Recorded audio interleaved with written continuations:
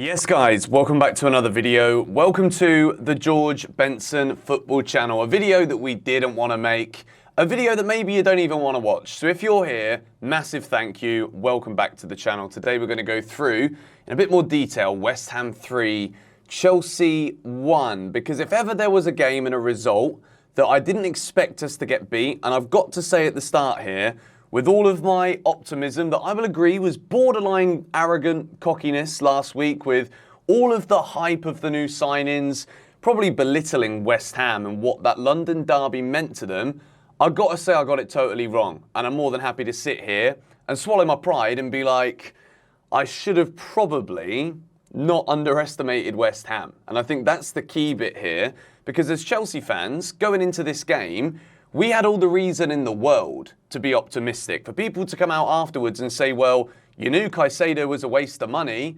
Lavia didn't even play. Why did you spend the money on him? These are hot takes that don't make any sense. These aren't worth anyone's time. Caicedo's still a good player. He has a shambolic debut. It was pathetic, abysmal, all of the words under the sun that you could possibly use in a negative light.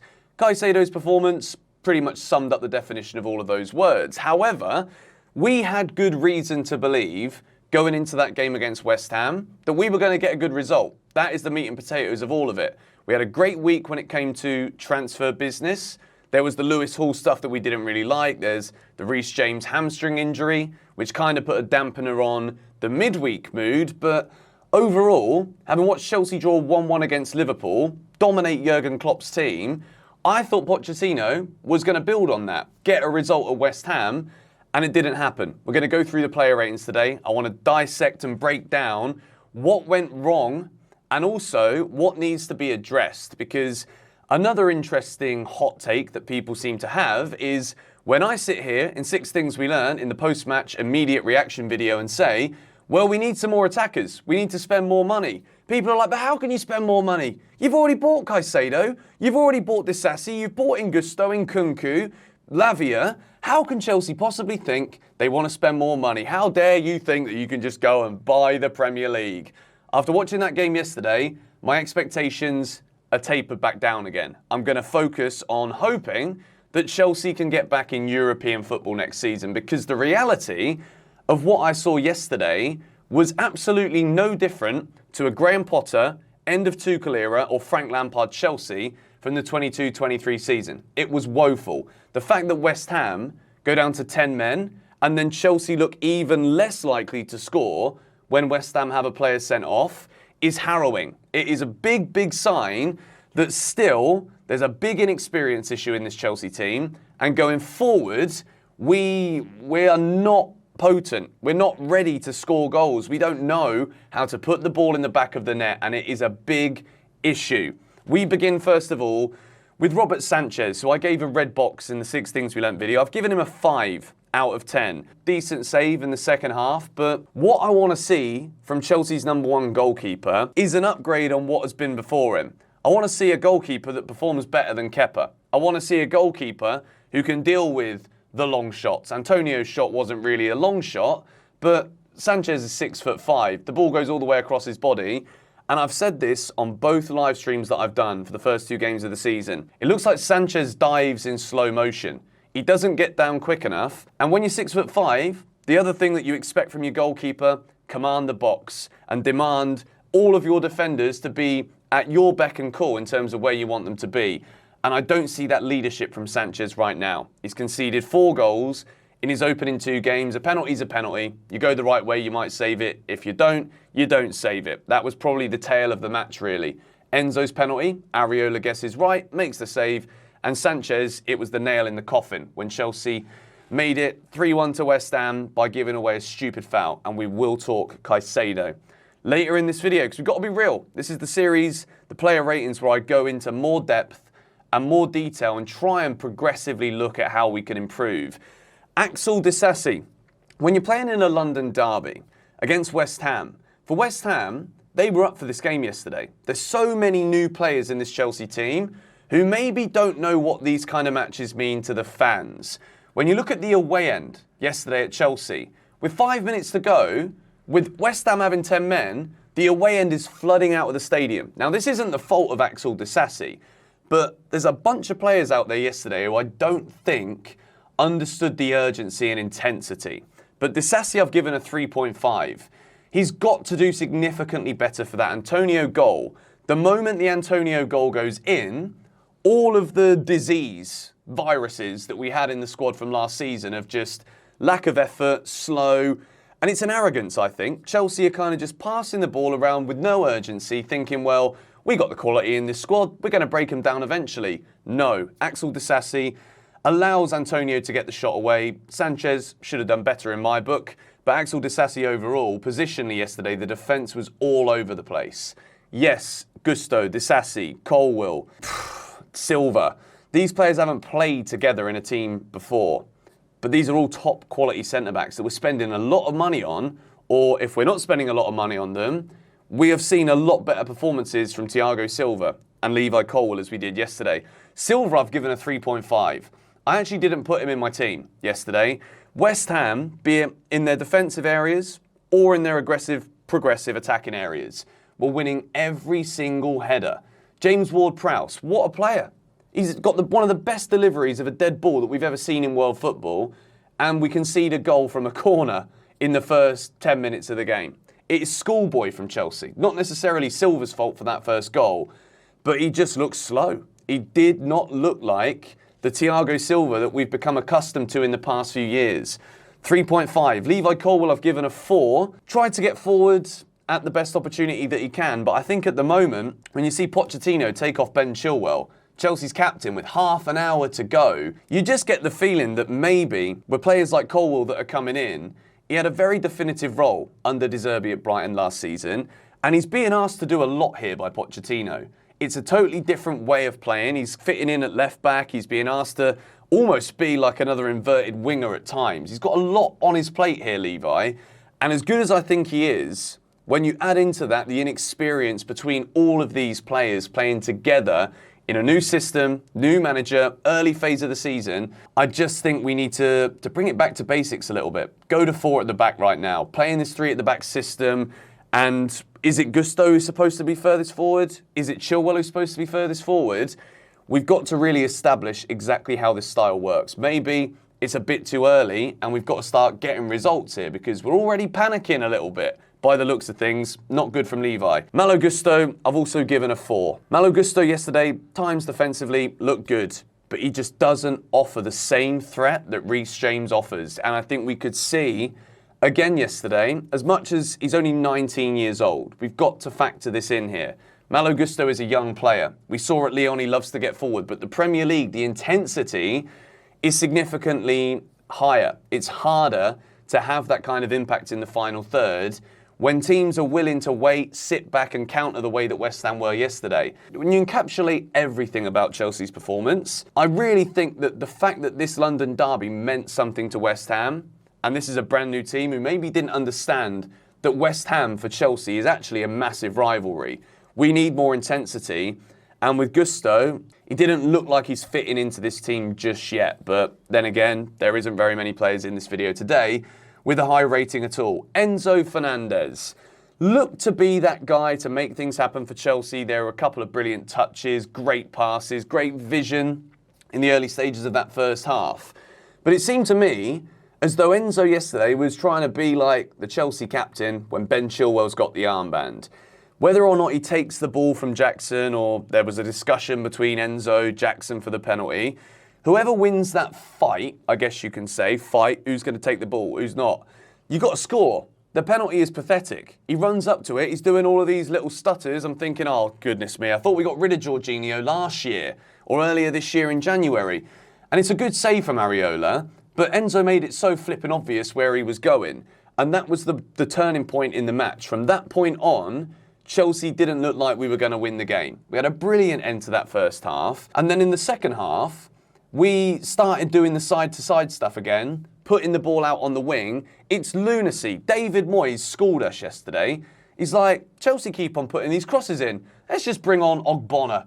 He turns into flipping Maldini every time he plays against Chelsea. Ogbonna comes on. Zuma's there in the middle. Chelsea are putting crosses into the box. Enzo's just playing it out to Gusto or Sterling, or playing it out to Chilwell or Mudryk, God forbid, and then the ball comes in and it gets headed away. Over and over and over again. It was mundane, pedestrian stuff, and Enzo is the player to speed things up. He's normally the guy to get the ball out of his feet quickly and distribute it to the right players, and we didn't see it anywhere near enough.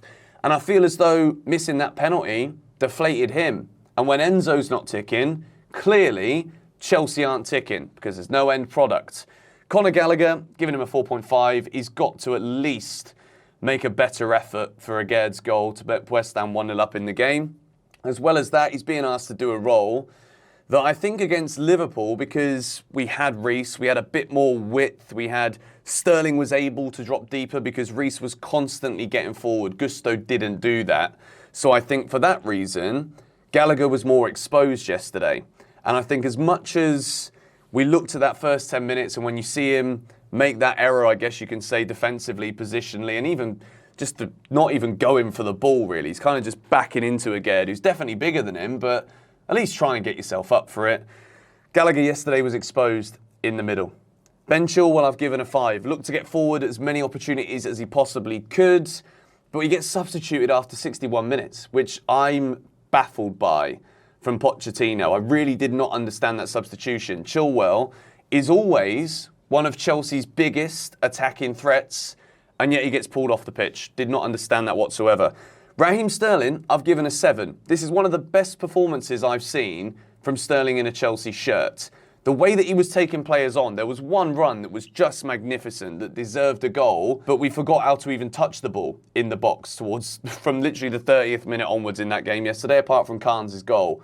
Sterling looked like the Raheem Sterling of old. He was willing to run at players, drive at players. He was playing more instinctively, as opposed to, he was taking the game by the scruff of the neck, I think. Instead of doing all of these little intricate passes, he was doing it by himself. And sometimes you need that. When you've not got the confidence in Gusto overlapping you the way that he does with Reece James. Raheem Sterling kind of used that experience yesterday, that football intelligence that he's got to understand he's going to be able to burst past these West Ham players. And if there were players in the box who could actually score, then I think we could be talking about one of the all-time great Sterling Chelsea performances. But unfortunately, football doesn't work that way. And on a Monday morning, I'm sat here chatting to you about a 3-1 defeat. But good from Sterling, very impressive. Started the game poorly again, poor decision-making, grew into it, was probably our best player. But I've given Carney an 8 out of 10. And I've given him an 8 because I was critical of him against Liverpool, even though a lot of you guys thought I was very harsh. He scores a brilliant goal. The footwork, getting it out of his feet, burying it the way he did, hits it with venom, and he gets Chelsea back in the game, his first proper Chelsea goal. But I will say this, how cursed are we? Another injury that looks to me like it could be another serious one, could potentially be an ACL injury, maybe ligament, tendon, whatever. But how unlucky can Chelsea be? And this is where I've got to discuss. Chelsea need to buy some attackers. We cannot play this season without a recognised number 10. Mohamed Kudus is going to West Ham. You got Rayan Cherki playing a brilliant game yesterday for Lyon. I don't know if you guys saw it. All of that kind of went under the radar a little bit. People are like, oh, he's got a bad attitude. Elise signs a new deal with Crystal Palace. I'm telling you now, Chelsea won't do anything this season with Carney injured until the new year, potentially. We'll find out today. Christopher Nkunku out until 2024. Chelsea will not achieve anything this season that we would consider to be progress or expected from Chelsea Football Club if we do not buy more attackers. Number 10, striker. As much as it might be crazy to insinuate that we're even going to contemplate this, it's an absolute necessity that Chelsea do that. Nicholas Jackson gets a 5.5. The runs, really good in the first half. The movement, fantastic. The determination, fantastic. And then when the ball stopped getting towards him, when Chukwuemeka goes off, all of those little interchanges and 1-2s, 3-4s even at times in the final third disappeared. That shows how good Carney was in that first half and how good he can be for Chelsea. But Jackson just lost himself in the second half. The finishing was shambolic. I'm sorry, it was absolutely woeful. Nothing like the Jackson that we saw many times during pre-season. Blazing the ball over the bar, taking pop shots, and sometimes it got so bad and profligate in the 6-yard box that we're missing the ball. Brilliant passes are coming across the face of goal, and there are one or sometimes two players totally missing the ball. And at this level, it's unacceptable from Chelsea to ever be in these positions so frequently, dominating possession, but then by the end of the game, it's the repetition of the same old bollocks that we have seen now for far too long. And Jackson's got to shape up quickly. It's all well and good, making the right movements, making the right runs, but when your other attacking players are going off with ACL injuries every flipping game, you've then got to score. You've then got to deliver. Otherwise, guess what? Chelsea lose football matches, and we are sat here in a foul mood on a Monday. But let me know your player ratings in the comments below. We move into the substitutions, because this is where you'd hope that Chelsea could change the game for ourselves. Mudryk comes on at half-time, plays a fair amount of it in the number 10 position. Then he goes over to the left wing where he supposedly wants to play, and we're told that he's going to be one of the best, most exciting talents, potentially a Ballon d'Or winner. This guy will not win a Ballon d'Or. I am just going to tell you this right now. I think Mudryk is too quick to be a proper good quality winger. I really believe it. His finishing is absolutely... I'm a better finisher than Mudryk right now. If you put me on that pitch, I'm not going to be blazing it out for throw-ins going behind him.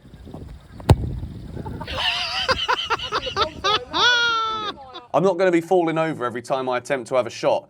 It's as if in the process of being so fast, every other component that makes a player good in that position goes out the window. It's so erratic. And positionally, I feel as though he's such a confidence-based player that sometimes he's trying too much but doing nothing. Or when he has got the ball, there's just no end product whatsoever. Yes, he's fast. Yes, he can take players on. But the final decision-making is just, that's the issue with all of Chelsea's forwards. Even Sterling, the final pass is the worst. The final shot is the worst. We move into Moises Caicedo. It is about as foul of a Chelsea debut you can ever imagine. From Moises Caicedo, comes in for a British record transfer fee. And yes, we do need to talk about that, because people saying we overpaid. This week, Chelsea, we are going to be mudded by every single rival that has any invested interest in the downfall of Chelsea Football Club. Moises Caicedo was so bad when he came on. And as much as I'm still excited about him, I think he is a brilliant player. That's why we signed him. We've got to be brutal. We've got to be honest. What we saw yesterday, it looked as though he was lethargic from maybe the mental tax that comes from going through the biggest ever sale to a Premier League club in the history of the Premier League. He looked as though he wasn't ready to play. And I think Pochettino didn't start him because he knew he probably wasn't ready, because he's not had a pre-season with Brighton, because he's been trying to force a move to Chelsea. And then when the game is going against us, we're clearly not playing well, we've lost our shape, you bring on that man. Of course you do. And then it was just error after error after error. Couldn't find his own teammate with a pass. Gives away a penalty with, like I said, the most lethargic attempt of a tackle you'll ever see. We've got to take this hit. You know, I spent the whole of last week going on about how brilliant Chelsea are going to be. Like I said at the start of the video, slice of humble pie, pretty much the whole cake has been eaten here. I'm stripping it right back now to reality. We need to get a win before we can start talking about how good we're going to be, because we're still playing like we did last season. And Caicedo, I think it's a blessing that it's Luton at home at Stamford Bridge. And I know I said it against West Ham last week. I get it. But if we don't beat Luton at home, then we are in a crisis again. I'm not even kidding. It would be a bit soon, but you don't beat Luton at home, you're in a crisis. I'm sorry, you absolutely are, especially after the performance we saw yesterday. Noni Madueke, 5.5, came on, had the only shot on target that forced a decent save out of Areola. When West Ham went down to 10 men, this is the part that blows my mind beyond belief. West Ham went down to 10 men, and Chelsea looked less and less likely to score. That is a fundamental issue. It's almost like it's become part of the genetics the makeup of Chelsea Football Club. We're not good in the final third, right? So when you come into this club, you lose all that ability to play a killer pass. You lose all that ability to score a goal. We are so bad when the ball gets into the final third that I'm beginning to think here, it doesn't matter who's going to be managing this club, we need better attackers. Simple as that. But Noni comes on, and at least he's trying to make things happen. Sterling had a good game. Carney had a good game, but he doesn't even get to the second half because he gets an injury. I don't know how much of this is bad luck, and I don't know how much of this is just like an ingrained lack of confidence that we just don't know yet, that we can go, take players on, score goals, do something other than loop a cross into a bunch of massive centre-backs who are going to win every ball. It's beyond frustrating to watch. I said it, and I say it every time, and I'm always right about this. When you watch Chelsea, you just know those days that we won't find the net. You know those days when the game goes past the point where the opposition take the sting out of us, and we don't know that we can still sting by trying new things, by manipulating the shape, manipulating the way we play, which is why we have to finish with Pochettino as a 3. Because I think he gets it wrong yesterday. I think Chelsea have been looking to move away from a back 3 for so long. And I don't know if it's because we're trying to give some protection to Gusto. Pochettino's adamant he wants Chilwell to have this new role, basically as like a winger or a forward to an extent. But I think Poch has got to really look at this and think, well, okay, I think a pivot between Caicedo and Enzo is what we go with. Or do we go with a 3? We bring Lavia in. Gallagher, all of the great build-up to this game, he wasn't great yesterday, so I think it is back to the drawing board now for Mauricio Pochettino. Yes, there's injuries. There are excuses. Yes, we don't have enough quality in the final third. Will we address it? We're going to have to wait and see. And I think, yes, maybe the goalkeeper isn't good enough to be a number 1 to get Chelsea back in European football for next season. That is the meat and potatoes of it. All of the defenders, I rate them all, but they all had beyond an off day yesterday. And I think it's about time that the players that come into Chelsea and this Chelsea squad start to realise games against West Ham matter. Games against Leeds United matter. Tottenham, all the other big teams, these matter. And what we saw yesterday from Chelsea was feeble at best. And that was me really looking for a positive. First half, again, end of the first half, excellent. We should have been winning the game. And if Enzo converts that penalty, I think we do win it. I think it changes the whole complexity of the way we start the second half and the way that we approach things going forward. But the fact of the matter is, that was probably as bad as anything we saw last season, period. So let me know your thoughts on it in the comments down below. If you've managed to last the entire 23 minutes of this video, absolute props to you. Hopefully, we can build from this. Hopefully, throughout the course of this week, we can keep the positivity that has been around the channel. But hopefully in this video, you can see that I admit I was wrong. I said a lot of things last week that were far too positive, arrogant, cocky as a Chelsea fan, and we are back to reality. And that is, right now, we're no different to what we were. And that is a big problem. Thoughts in the comments down below. Come on, you Blues.